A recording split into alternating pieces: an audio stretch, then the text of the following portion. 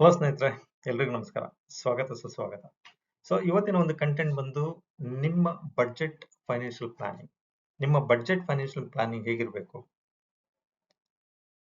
ನೀವು ಯಾವ ಹಂತದಲ್ಲಿ ಇದ್ದೀರಾ? ಮತ್ತೆ ಈ ಬಡ್ಜೆಟ್ ನೀವು ಮಾಡ್ಕೊಂಡಿಲ್ವಾ? ಸೊ ನಿಮಗೆ ಮೊದಲನೇ ಪಾಯಿಂಟ್ ನಾನು ಹೇಳೋದಾದ್ರೆ, ಈ ಒಂದು ಪ್ಲಾನಿಂಗ್ ಮಾಡೋದಕ್ಕೆ ತುಂಬಾ ಜನ ಹೆದರ್ತಾರೆ. ರೆಸ್ಟ್ರಿಕ್ಷನ್ಸ್ ಆಗುತ್ತೆ. ನಾನು ಬಡ್ಜೆಟ್ ಮಾಡ್ಕೊಂಡ್ರೆ ನನ್ನ ಲೈಫಲ್ಲಿ ರೆಸ್ಟ್ರಿಕ್ಷನ್ಸ್ ಆಗುತ್ತೆ. ಬಟ್ ನಿಜವಾಗ್ಲೂ ನಾನು ಹೇಳ್ತೀನಿ, ನೀವು ಒಂದು ವೇಳೆ ಪ್ಲಾನ್ ಮಾಡ್ಕೊಂಡಿದ್ದಾದ್ರೆ ನಿಮ್ಮ ಲೈಫಲ್ಲಿ, ಫ್ಯೂಚರ್ ಲೈಫಲ್ಲಿ you will become a financial free. ನಿಮ್ಮ ಎಕ್ಸ್ಪೆಂಡಿಚರ್ ಅಥವಾ ನಿಮ್ಮ ಆದಾಯ ಅಥವಾ ನೀವು ಗಳಿಸ್ತಕ್ಕಂಥ ಆದಾಯದಲ್ಲಿ ಖರ್ಚು ಮಾಡಿ ಇನ್ನು ಹಣ ಉಳಿತಾಯ ಮಾಡ್ತಾ ಹೋದ್ರೆ ಯುವರ್ ಲೈಫ್ ಬಿಕಮ್ ಈಸಿಯರ್. ನಿಮ್ಮ ಫ್ಯೂಚರ್ ಲೈಫು ತುಂಬಾ ಈಸಿ ಆಗುತ್ತೆ, ಫೈನಾನ್ಷಿಯಲಿ ಫ್ರೀ ಇರ್ತೀರಾ. ನೀವು ಎಷ್ಟು ಹಣ ಗಳಿಸ್ತಾ ಇದ್ದೀರಾ ಅನ್ನೋದು ಇಂಪಾರ್ಟೆಂಟ್ ಅಲ್ಲ, ನೀವು ಎಷ್ಟು ಹಣ ಉಳಿತಾಯ ಮಾಡ್ತಾ ಇದ್ದೀರಾ ಅನ್ನೋದು ವೆರಿ ವೆರಿ ಇಂಪಾರ್ಟೆಂಟ್. ಸೊ ಹಾಗಾಗಿ ನೀವು ಪ್ಲಾನಿಂಗ್ ಮಾಡ್ಕೊಂಡ್ರೆ ನೀವು ಉಳಿತಾಯ ಮಾಡ್ಲಿಕ್ಕೆ ಅವಕಾಶ ಸಿಗುತ್ತೆ. ಒಂದ್ ವೇಳೆ ನೀವು ಪ್ಲಾನಿಂಗ್ ಮಾಡ್ಕೊಂಡಿಲ್ಲ ಅಂದ್ರೆ ಉಳಿತಾಯ ಮಾಡ್ಲಿಕ್ಕೆ ಅವಕಾಶನೇ ಸಿಗೋದಿಲ್ಲ. ಈ ಒಂದು 5 to 8% ಉಳಿತಾಯ ಮಾಡಕ್ ಚಾನ್ಸಸ್ ಇರಲ್ಲ. ಸೊ ನಾನು ವರ್ಷಕ್ಕೆ 10 ಕೋಟಿ ದುಡಿತಾ ಇದ್ದೀನಿ, ಬಟ್ ನನ್ನ ಉಳಿತಾಯ ನೋಡಿದ್ರೆ ಬರೀ 5 to 8% ಅಂದ್ರೆ ತುಂಬಾ ಜನ ನಗ್ತಾರೆ. ಸೊ ಹಾಗಾಗಿ ನೀವು ಪ್ಲಾನ್ ಮಾಡ್ಕೊಳ್ಬೇಕು, ಉಳಿತಾಯ ಮಾಡ್ಲಿಕ್ಕೆ ಸ್ಟಾರ್ಟ್ ಮಾಡಬೇಕು. ಇನ್ಕಮ್ ನಿಮಗೆ ಕಂಫರ್ಟ್ ಕೊಡುತ್ತೆ, ಆಯ್ತಾ? ನೀವು ಒಂದ್ ವೇಳೆ ಪ್ಲಾನಿಂಗ್ ಮಾಡ್ಕೊಂಡು ಖರ್ಚು ಮಾಡಿದ್ರೆ ನಿಮ್ಮ ಲೈಫ್ ಸೆಕ್ಯೂರಿಟಿ ಆಗುತ್ತೆ. ಸೊ ಇನ್ನೊಂದು ಪಾಯಿಂಟ್ ಹೇಳಕ್ ಇಷ್ಟಪಡ್ತೀನಿ. ನೀವು ಏನಂತಂದ್ರೆ ಮೋಸ್ಟ್ ಪೀಪಲ್, ಆಕ್ಚುಲಿ ಸಾಮಾನ್ಯವಾಗಿ ಜನಗಳು, ಅವರಿಗೆ ಹಣದ ಕೊರತೆನೇ ಇರಲ್ಲ. ಯಾಕಂತ ಹೇಳಿದ್ರೆ ಬಡ್ಜೆಟ್ ಮಾಡ್ಕೊಂಡಿಲ್ದೆ ಇರೋದಕ್ಕೋಸ್ಕರ ಅವರಿಗೆ ಹಣದ ಕೊರತೆ ಬರುತ್ತೆ. ಒಂದ್ ವೇಳೆ ಅವರು ನಿಜವಾಗ್ಲೂ ಬಡ್ಜೆಟ್ ಪ್ಲಾನ್ ಮಾಡ್ಕೊಂಡು ಅವ್ರು ಖರ್ಚು ಮಾಡ್ಲಿಕ್ಕೆ ಸ್ಟಾರ್ಟ್ ಮಾಡಿದ್ರೆ ಯಾವುದೇ ತರಹದ ಅವರಿಗೆ ಹಣದ ಕೊರತೆನೇ ಇರಲ್ಲ. ಸೊ ಹಾಗಾಗಿ ಪ್ಲಾನ್ ಮಾಡ್ಕೊಳ್ಳಿ, ಖರ್ಚು ಮಾಡಿ ಮತ್ತೆ ಉಳಿತಾಯ ಮಾಡಿ ಅಂತ ಹೇಳ್ತಾ ನನ್ನ ಇವತ್ತಿನ ಕಂಟೆಂಟ್ ಬಗ್ಗೆ ನಾನು ಮಾತಾಡ್ಲಿಕ್ಕೆ ಸ್ಟಾರ್ಟ್ ಮಾಡ್ತೀನಿ. ಸೊ ನನ್ನ ಯೂಟ್ಯೂಬ್ ಚಾನಲ್ ನೀವು ಮೊದಲನೇ ಬಾರಿ ನೋಡ್ತಾ ಇದ್ದೀರಾ ಅಂತ ಹೇಳಿದ್ರೆ, ನನ್ನ ಯೂಟ್ಯೂಬ್ ಚಾನಲ್ ಹೆಸರು ಬಂದು ವೆಲ್ತಿ ಕೃಷ್ಣ ಅಂತ ಹೇಳಿ. ನೀವು ಸಬ್ಸ್ಕ್ರೈಬ್ ಮಾಡ್ಕೊಳ್ಳಿ, ಬೆಲ್ ಐಕನ್ ಪ್ರೆಸ್ ಮಾಡಿ, ಜೊತೆಗೆ ಶೇರ್ ಮಾಡಿ ಮತ್ತೆ ಕಮೆಂಟ್ ಮಾಡಿ ಅಂತ ಹೇಳಕ್ಕೆ ಇಷ್ಟಪಡ್ತೇನೆ ನಾನು.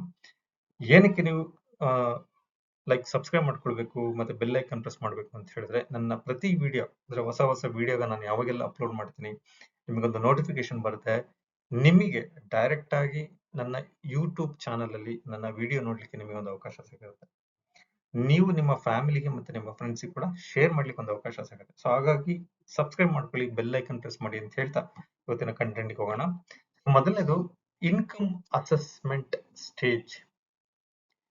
ನಿಮ್ಮ ಯಾವ್ದೆಲ್ಲ ಆದಾಯಗಳಿರುತ್ತೆ, ಸ್ಯಾಲ್ರಿ ಇರ್ಬೋದು, ಅಥವಾ ನೀವು ಬಿಸ್ನೆಸ್ ಮಾಡ್ತಾರೆ ಅಂತ ಆದಾಯ ಇರ್ಬೋದು, ಅಥವಾ ನಿಮಗೆ ಬೇರೆ ಬೇರೆ ಮಲ್ಟಿಪಲ್ ಸ್ಟ್ರೀಮ್ಸ್ ಆಫ್ ಇನ್ಕಮ್ಸ್ ಬರ್ತಾ ಇರ್ಬೋದು, ನಿಮಗೆಲ್ಲ ಒಟ್ಟು ಸೇರಿಸಿದ್ರೆ ಯಾವುದೋ ಒಂದು ಇನ್ಕಮ್ ಆದಾಯ 1 ಲಕ್ಷ, 5 ಲಕ್ಷ, 2 ಲಕ್ಷ ಬರ್ತಾ ಇರುತ್ತೆ.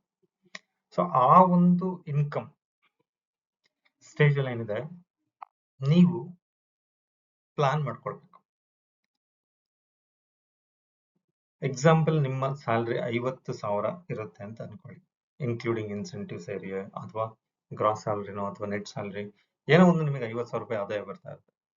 ಸೊ ಈ ಒಂದು ಸ್ಟೇಜ್ ಅಲ್ಲಿ ನೀವು ಹಣ ಎಷ್ಟು ಖರ್ಚು ಮಾಡಬೇಕು, ಎಷ್ಟು ಹಣ ಉಳಿತಾಯ ಮಾಡಬೇಕು ಅಂತ ಹೇಳಿ ನೀವು ಪ್ಲಾನ್ ಮಾಡ್ಕೊಂಡಿಲ್ಲ ಅಂತ ಹೇಳಿದ್ರೆ, ನೀವು ಗಳಿಸ್ತಕ್ಕಂಥ ಹಣ ಪೂರ್ತಿಯಾಗಿ ಖರ್ಚಾಗೋ ಚಾನ್ಸಸ್ ಜಾಸ್ತಿ ಇರುತ್ತೆ. ನಾನು ಅವಾಗಲೇ ಹೇಳಿದೆ, ನೀವು ನಿಮ್ಮ ಆದಾಯ ಯಾವಾಗ್ಲೂ ಕಂಫರ್ಟ್ ಇರುತ್ತೆ. ಒಂದು ವೇಳೆ ನೀವು ಪ್ಲಾನ್ ಮಾಡ್ಕೊಂಡಿಲ್ಲ ಅಂತಂದ್ರೆ ನಿಮ್ಮ 100% ಆದಾಯ ಖರ್ಚಾಗಿ ಹೋಗುತ್ತೆ, 1 ರೂಪಾಯಿನೂ ಕೂಡ ಇರೋದಿಲ್ಲ. ಸೊ ಹಾಗಾಗಿ ನೀವು, ಇನ್ನೊಂದು ಫಾರ್ಮುಲಾ ಹೇಳ್ತೀನಿ, ಯಾವತ್ತು ನಿಮ್ಮ ಆದಾಯ ಮೈನಸ್ ಉಳಿತಾಯ ಇಸ್ ಈಕ್ವಲ್ ಟು ಎಕ್ಸ್ಪೆಂಡಿಚರ್ ಆಗ್ಬೇಕು ವಿನಃ ಆದಾಯ minus expenditure is equal to ಉಳಿತಾಯ ಅಂತ ಹೋದ್ರೆ ಯಾವತ್ತೂ ಕೂಡ ನೀವು ಉಳಿತಾಯ ಮಾಡ್ಲಿಕ್ಕೆ ಸಾಧ್ಯ ಇಲ್ಲ. ಐದರ್ ಇಟ್ ಇಸ್ 10% ಆಗಿರ್ಬೋದು ಅಥವಾ 20% ಆಗಿರ್ಬೋದು, ನೀವು ನಿಮ್ಮ ಆದಾಯದಲ್ಲಿ ತೆಗೆದಿಟ್ಬಿಟ್ಟು ಆಮೇಲೆ ಉಳಿತಾಯ ಖರ್ಚು ಮಾಡ್ಲಿಕ್ಕೆ ಪ್ಲಾನ್ ಮಾಡ್ಕೊಳ್ಳಿ. ಇಲ್ಲ ಅಂತ ಹೇಳಿದ್ರೆ ಯಾವುದೇ ಕಾರಣಕ್ಕೂ ನೀವು ಸೇವಿಂಗ್ಸ್ ಮಾಡ್ಲಿಕ್ಕೆ ಸಾಧ್ಯ ಆಗಲ್ಲ. ಎಕ್ಸ್ಪೆನ್ಸಸ್ ಐಡೆಂಟಿಫಿಕೇಶನ್ ಸ್ಟೇಜ್ ಎರಡನೇದು. ಮೊದಲನೇದು ನಿಮಗೆ ಆದಾಯ ಬಂತು, ಎರಡನೇದು ನಿಮಗೆ ಎಕ್ಸ್ಪೆಂಡಿಚರ್ ಸ್ಟಾರ್ಟ್ ಮಾಡ್ತಾ ಹೋಗ್ತೀರಾ ನಿಮ್ಮ ಆದಾಯದಲ್ಲಿ. ಸೊ ಯಾವ್ದಕ್ಕೆಲ್ಲ ಖರ್ಚು ಮಾಡಬೇಕು, ಯಾವ್ದಕ್ಕೆ ಖರ್ಚು ಮಾಡಬಾರ್ದು. ಕೆಲವೊಂದು ಫಿಕ್ಸ್ಡ್ ಕಾಸ್ಟ್ ಇರುತ್ತೆ, ಕೆಲವೊಂದು ವೇರಿಯಬಲ್ ಕಾಸ್ಟ್ ಇರುತ್ತೆ. ಫಿಕ್ಸ್ಡ್ ಕಾಸ್ಟ್ ಅಂತ ಹೇಳಿದ್ರೆ ನಿಮ್ಮ telephone mobile bill. So recharge 499 ಇರ್ಬೋದು ಅಥವಾ 799 ಇರ್ಬೋದು ಅಥವಾ 800 ಇರ್ಬೋದು. ಸೊ ವಾಟ್ ಎವರ್ ಅದು ಫಿಕ್ಸ್ಡ್ ಎವ್ರಿ ಮಂತ್ ಫಿಕ್ಸ್ ಬರ್ತಾ ಇರುತ್ತೆ. ಅಥವಾ ನಿಮ್ಮ EMI ಅಥವಾ ಹೋಮ್ ಲೋನ್ ಆಗಿರ್ಬೋದು ಅಥವಾ ಕಾರ್ ಲೋನ್ ಆಗಿರ್ಬೋದು ಅಥವಾ ಬೈಕ್ ಲೋನ್ ಆಗಿರ್ಬೋದು, ಈ ತರದ್ದು ಫಿಕ್ಸ್ಡ್ ಕಾಸ್ಟ್ ಇರುತ್ತೆ. ಸೊ ವೇರಿಯಬಲ್ ನಿಮಗೆ ರೇಷನ್ಸ್ ಪ್ರತಿ ತಿಂಗಳು ವೇರಿಯೇಷನ್ಸ್ ಆಗ್ತಾ ಇರುತ್ತೆ ಬೇಸ್ಡ್ ಆನ್ ಯುವರ್ ನಿಮ್ಮ ಡೈಲಿ ರೊಟೀನ್ ಎಕ್ಸ್ಪೆಂಡಿಚರ್ ಆಗುವಂಥದ್ದು ಅಥವಾ ಮನೆಗೆ ಯಾರೋ ರಿಲೇಷನ್ಸ್ ಬರುವಂಥದ್ದು ಅಥವಾ ಅವಾಗೆಲ್ಲ ಫ್ಲಕ್ಚುಯೇಷನ್ಸ್ ಆಗ್ತಾ ಇರುತ್ತೆ. ಸೊ ಮೊದಲನೇದು ಆದಾಯ ಬಂತು, ಎರಡನೇದು ಫಿಕ್ಸ್ಡ್ ಮತ್ತೆ ವೇರಿಯಬಲ್ ಕಾಸ್ಟ್ ನೀವು ಐಡೆಂಟಿಫಿಕೇಶನ್ ಮಾಡೋ ಸ್ಟೇಜ್ ಬರುತ್ತೆ. ಮೂರನೇದು expenses categorisation, divided expenses into 3 buckets. ನಿಮ್ಮ ನೀಡ್ಸ್ ಎಸೆನ್ಷಿಯಲ್ ಏನಿದೆ ಅದನ್ನ ಸಗ್ರಿಗೇಟ್ ಮಾಡ್ಕೊಳ್ಳುವಂಥದ್ದು, ವಾಂಟ್ಸ್ ಏನೆಲ್ಲ ಬೇಕು ಬೇಡಗಳನ್ನ ನೀವು ಸಗ್ರಿಗೇಟ್ ಮಾಡ್ಕೊಳ್ಳುವಂಥದ್ದು, ಮತ್ತೆ ಸೇವಿಂಗ್ಸ್. ಈ 3 ಕ್ಯಾಟಗರೈಸ್ ಅಲ್ಲಿ ನೀವು ಪ್ಲಾನ್ ಮಾಡ್ಕೊಳ್ಬೇಕು. ನನ್ನ ಆದಾಯ ಎಸೆನ್ಷಿಯಲ್ಸ್ಗೆ ಎಷ್ಟು ಬೇಕು, ವಾಂಟ್ಸ್ ನನ್ನ ಲೈಫ್ ಸ್ಟೈಲ್ ನೋಡ್ಕೊಳ್ಳಕ್ಕೆ ಮತ್ತೊಂದಕ್ಕೆ ಏನೆಲ್ಲ ಬೇಕು, ಮತ್ತೆ ಇನ್ವೆಸ್ಟ್ಮೆಂಟ್. ಈ 3 ಕಾಂಪೊನೆಂಟ್ ಅಲ್ಲಿ ಎಷ್ಟೆಷ್ಟು ಹಣ ನೀವು ಸಗ್ರಿಗೇಟ್ ಮಾಡ್ಕೊಳ್ಬೇಕು, ಅದಕ್ಕೆ ಎಷ್ಟು ಹಣ ತೆಗ್ದಿಡ್ಬೇಕು ಅಂತ ಹೇಳ್ಬಿಟ್ಟು ನೀವು ಪ್ಲಾನ್ ಮಾಡ್ಕೊಳ್ಬೇಕಾಗುತ್ತೆ. ಒಂದ್ ವೇಳೆ ನೀವು ಪ್ಲಾನ್ ಮಾಡ್ಕೊಂಡಿಲ್ಲ ಅಂದ್ರೆ ನೀಡ್ಸ್ ಅಂಡ್ ವಾಂಟ್ಸ್ ಅಲ್ಲೇ ಎಲ್ಲ ಹಣ ಖತಮ್, ನಿಮಗೆ ಉಳಿತಾಯೋದಕ್ಕೆ ಹೋಗೋದೇ ಇಲ್ಲ. ಸೊ ಹಾಗಾಗಿ ನಾನು ಆವಾಗಲೇ ಹೇಳಿದ formula income minus savings is equal to expenditure. So ಈ ತರ ಮಾಡಿದಾಗ ಏನಾಗುತ್ತೆ, ನಿಮ್ಮ ಉಳಿತಾಯ ಜಾಸ್ತಿ ಆಗ್ತಾ ಹೋಗುತ್ತೆ. Next budget allocation stage. Use simple rule like a 50% needs, 30% wants and 20% of the savings. Simple formula, ನೀವು ಎಲ್ಲಿ ತಲೆ ಕೆಡ್ಸ್ಕೊಳಕ್ಕೆ ಹೋಗ್ಬೇಡಿ. ನನಗೆ 100 ರೂಪಾಯಿ ಬಂತು ಅಂದ್ರೆ 20 ರೂಪಾಯಿ ನೀವು ಉಳಿತಾಯ ಇಡಿ, ಇನ್ನ 30 ರೂಪಾಯಿ ನಿಮಗೆ ಏನೆಲ್ಲ ಬೇಕೋ ಅದಕ್ಕೆ ತೆಗ್ದಿಡಿ, ಇನ್ನ 50 ರೂಪಾಯಿ ಏನಿದೆ ನಿಮ್ಮ ರೆಗ್ಯುಲರ್ ರೇಷನ್ಸ್ ಆಗಿರ್ಬೋದು, ನಿಮ್ಮ ಕರೆಂಟ್ ಬಿಲ್ಲು, ವಾಟರ್ ಬಿಲ್ಲು, ಮತ್ತೊಂದು ವಗೇರೆ ವಗೇರೆ ಏನಿದೆ ಅದಕ್ಕೆಲ್ಲ ಖರ್ಚಿಗೆ ಇಟ್ಕೊಳ್ಳಿ.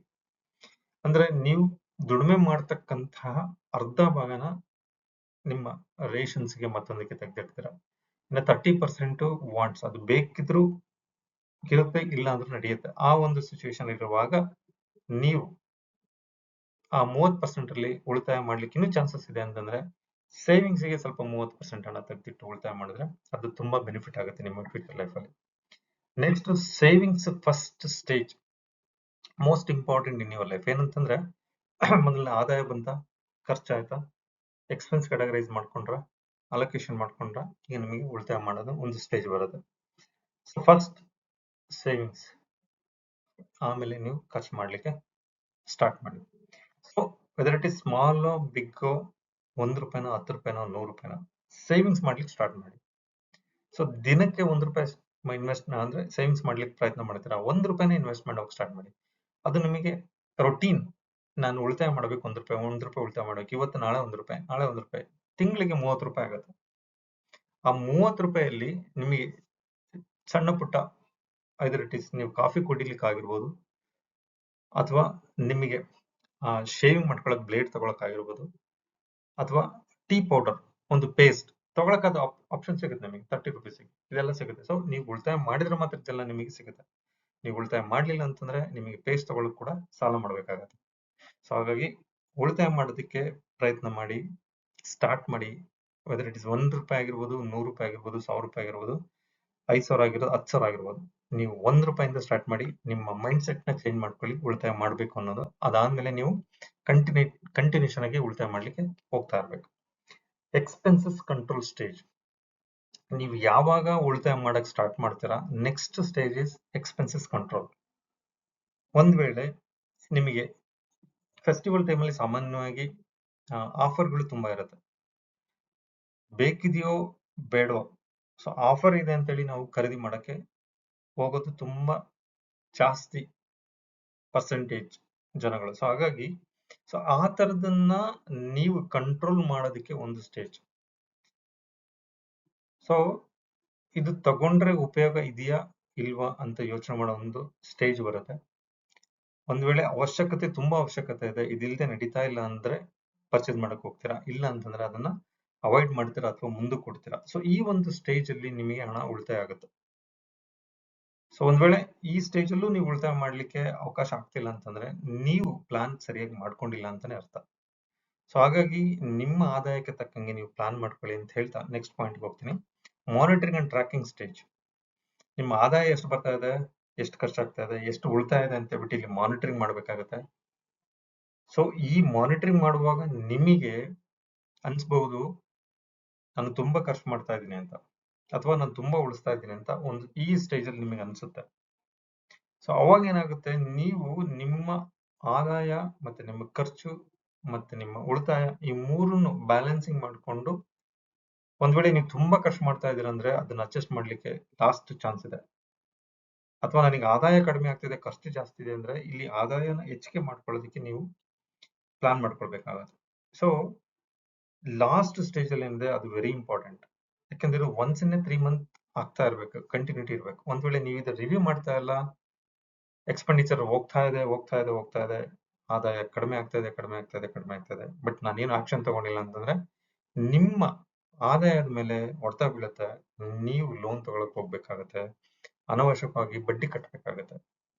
ಸೊ ನೀವು ಬಡ್ಜೆಟ್ ಪ್ಲಾನ್ ಮಾಡ್ಕೊಂಡಿಲ್ಲ ಅಂತಂದ್ರೆ ತುಂಬಾ ಕಷ್ಟ ಬೀಳ್ತೀರಾ. ಯಾವುದೇ ತರಹ ಉಳಿತಾಯ ಮಾಡ್ಲಿಕ್ಕೆ ಚಾನ್ಸಸ್ ಇರಲ್ಲ. ಲೋನ್ ತಗೊಳ್ಬೇಕಾಗತ್ತೆ ಎಂಡ್ ಆಫ್ ದ ಮಂತ್ ಅಲ್ಲಿ, ಅದಕ್ಕೆ ಬಡ್ಡಿ ಕಟ್ಟಬೇಕಾಗತ್ತೆ. ಸೊ ಹಾಗಾಗಿ ನೀವು ಪ್ಲಾನ್ ಮಾಡ್ಕೊಳ್ಳಿ, ಎಕ್ಸ್ಪೆಂಡಿಚರ್ ಮಾಡಿ, ಎಕ್ಸ್ಪೆಂಡಿಚರ್ನ ಕಂಟ್ರೋಲ್ ಮಾಡ್ಕೊಳ್ಳಿ, ಉಳಿತಾಯ ಜಾಸ್ತಿ ಮಾಡಿ ಅಂತ ಹೇಳ್ತಾ ಇವತ್ತಿನ ಒಂದು ಕಂಟೆಂಟ್ ನಾನು ಮುಗಿಸ್ತಾ ಇದ್ದೀನಿ. ಥ್ಯಾಂಕ್ ಯು ಫ್ರೆಂಡ್ಸ್, ನೀವೆಲ್ಲ ನನ್ನ ವಿಡಿಯೋನ ವಾಚ್ ಮಾಡೋದಕ್ಕೆ. ನಾನು ಮತ್ತೊಮ್ಮೆ ಹೇಳ್ತಾ ಇದ್ದೀನಿ, ನನ್ನ ಯೂಟ್ಯೂಬ್ ಚಾನಲ್ ಹೆಸರು ಬಂದು ವೆಲ್ತಿ ಕೃಷ್ಣ ಅಂತ ಹೇಳ್ಬಿಟ್ಟು ಸಬ್ಸ್ಕ್ರೈಬ್ ಮಾಡ್ಕೊಳ್ಳಿ, ಬೆಲ್ ಐಕನ್ ಪ್ರೆಸ್ ಮಾಡಿ ಅಂತ ಹೇಳ್ತಾ ನನ್ನ ಇವತ್ತಿನ ಒಂದು ಕಂಟೆಂಟ್ ಮುಗಿಸ್ತಾ ಇದ್ದೀನಿ. Thank you friends.